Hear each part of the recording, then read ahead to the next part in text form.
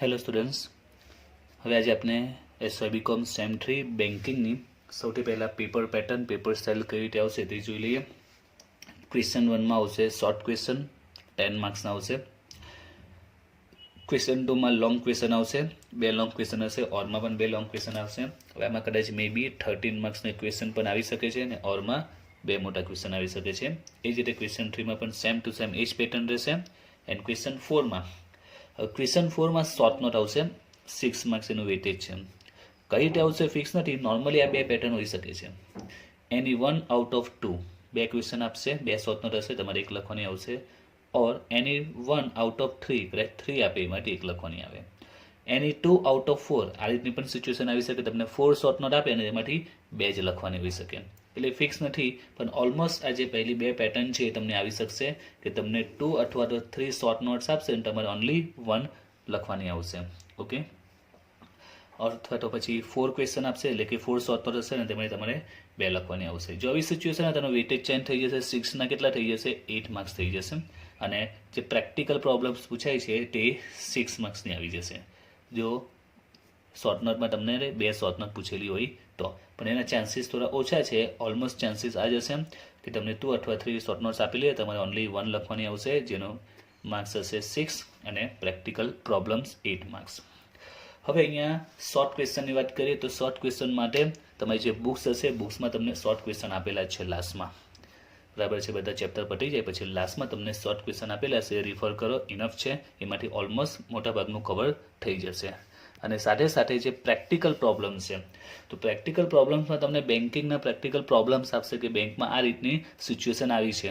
Okay, તો અને કઈ રીતે સોલ્વ કરું, તો જે રીતે મેં બીએ કેસ સ્ટડીમાં કહ્યું હતું બસ અહીંયા પણ એ જ રૂલ્સ લાગુ પડે છે કે, પરંતુ આમાં થોડું અલગ પડે છે. એમાં તમે લખી શકશો કન્ફર્મ કોઈ પણ પ્રોબ્લેમ હશે એનું સોલ્યુશન તમારી પાસે હશે. બટ અહીંયા ઘડી જે પ્રોબ્લેમ્સ હશે એનું સોલ્યુશન કદાચ તમારી પાસે હોઈ પણ શકે, ન પણ હોઈ શકે. બિકોઝ આમાં તમને બેન્કિંગનું કેટલું નોલેજ છે એ અહીંયા ઇફેક્ટ કરશે.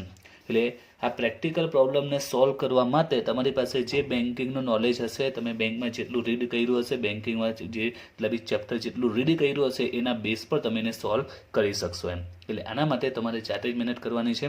એના માટે બેન્કિંગનું તમારું નોલેજ જ કામ પડશે. આમાં પણ એ જ રૂલ્સ છે કે જે રીતના બીએ કેસ સ્ટડીમાં કહ્યું હતું, તમારી પાસે આ પ્રોબ્લેમ છે, બસ એનું સોલ્યુશન આવશે. તો અહીંયા પણ જે પ્રોબ્લેમ હશે તમને બેન્કિંગના નોલેજને આધારે તમારે એને સોલ્વ કરવું પડશે. અને બુક્સમાં તમે જો તો લાસ્ટમાં એના પ્રેક્ટિકલ પ્રોબ્લેમના સોલ્યુશન પણ આપેલા છે. એકવાર રીડ કરો, થોડી આઈડિયા આવી જશે કઈ રીતે લખવાનું તે.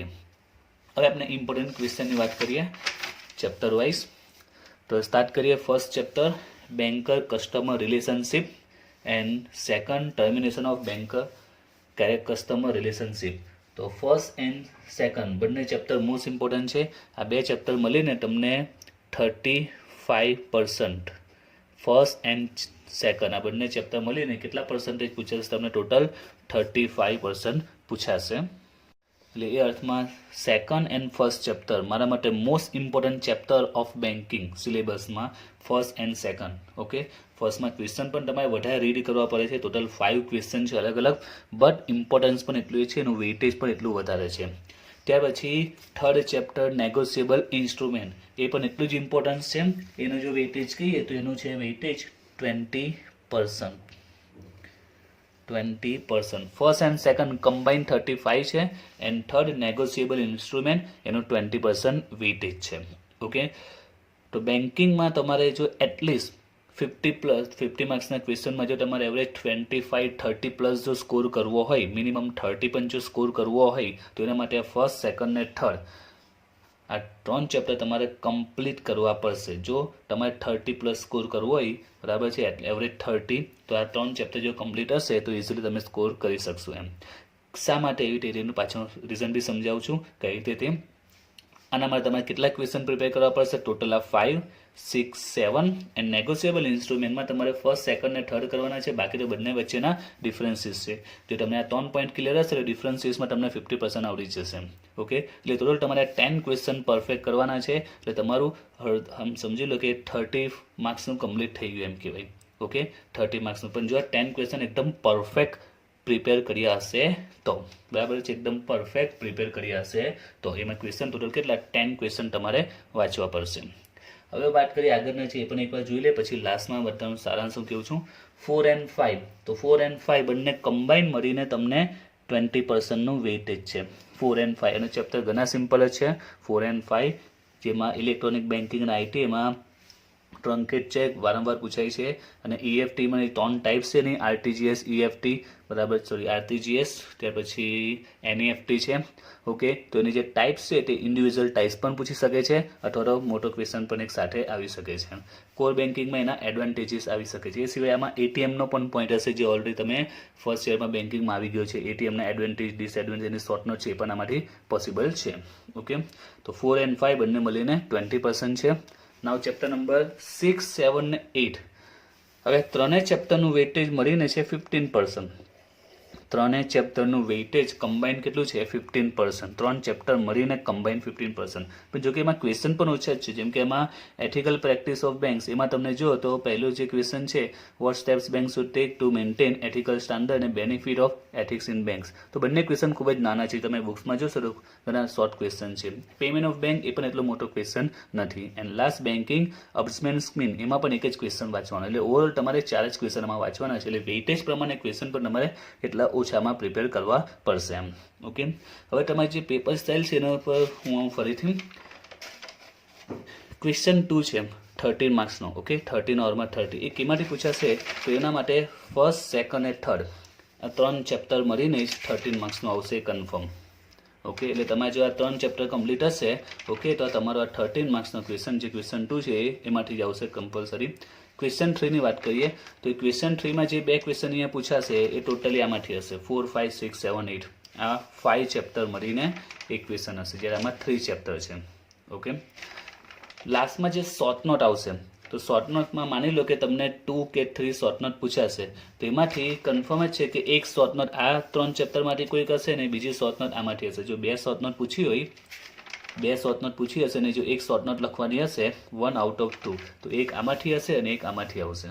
એક શોર્ટ નોટ આ 3માંથી અને એક શોર્ટ નોટ આ બાકીના ચેપ્ટરમાંથી આવશે. ઓકે, એટલે જો એક શોર્ટ નોટ પૂછી લો 6 માર્ક્સ એના આવી જાય 13 and 6 19 થઈ ગયા અને શોર્ટ ક્વેશ્ચન છે 10. એ તમે લાસ્ટના શોર્ટ ક્વેશ્ચન તમારે વાંચવા પડશે અને પ્રેક્ટિકલ પ્રોબ્લેમ્સ તમારે જાતે સોલ્વ કરવી પડશે એમ. તો ચેપ્ટરમાં તમારે જે પ્રિપરેશન કરવાની તો in my opinion first, second ને થર્ડ એ પરફેક્ટ સૌથી પહેલાં કરી નાખવાના છે. First, second and third.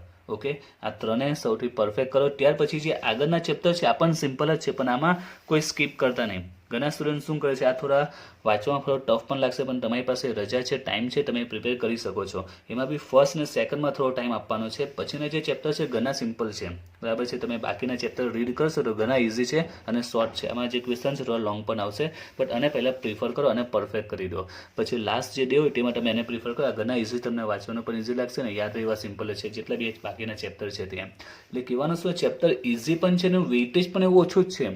જ્યારે આ ચેપ્ટરમાં થોડું તમારે વધારે વાંચવું પડે પણ એનું વેઇટેજ પણ એ રીતનું વધારે જ છે. આ 3 ચેપ્ટર મળીને તમે જો 35 ને 20 55%નું પૂછાય છે. ઓકે, જ્યારે આ બાકીના ચેપ્ટર મળીને 35%નું પૂછાય છે. તો ચેપ્ટર પણ ઘણા ઇઝી છે. તો સૌથી પહેલાં ફર્સ્ટ, સેકન્ડ ને થર્ડને પરફેક્ટ કરી દો રાઈટ. ત્યાર પછી આ 4, 5, 6, 7માંથી તમે આમાંથી 4 and 5 અને તો સૌથી પહેલાં જો વાત કરું ચેપ્ટર નંબર 4 એ ઘણું ઇઝી પડશે તો 4 ક્લિયર કરી નાખો. 5 પણ કમ્પ્લીટ કરી દો. હવે 6, 7, 8 જો તમારી પાસે એટલો ટાઈમ નહીં બચતો તો 6, 7, 8માંથી કોઈ પણ 1 કે 2 ચેપ્ટર સૌથી પહેલાં કરો. જો ટાઈમ હોય તો બધા જ વાંચો, એવું નથી કે સ્કીપ કરો એમ. શક્ય તો આમાં જેટલા ક્વેશ્ચન છે તે બધા પ્રિપેર કરશો તો ઇન માય ઓપિનિયન 50માંથી તમે નિયરલી 35-40 સુધી તો લાવી શકશો જો આ બધા પરફેક્ટ તમે રીડ કરશો અને પ્રેક્ટિકલ પ્રોબ્લેમને જો સોલ્વ કરશો તો એમ.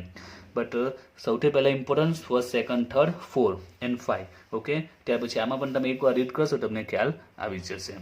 ઓકે, તો આટલા ક્વેશ્ચન પ્રિપેર કરજો અને જો તમારી પાસે હજુ ટાઈમ બચતો હોય તો એમાં તો તમે બીજા એક્સ્ટ્રા ક્વેશ્ચન પણ બુક્સમાં આપેલા છે એ રીડ કરશો તો બેટર કહેવાશે હજુ જો તમારે સારું રિઝલ્ટ લાવવું હોય એના માટે.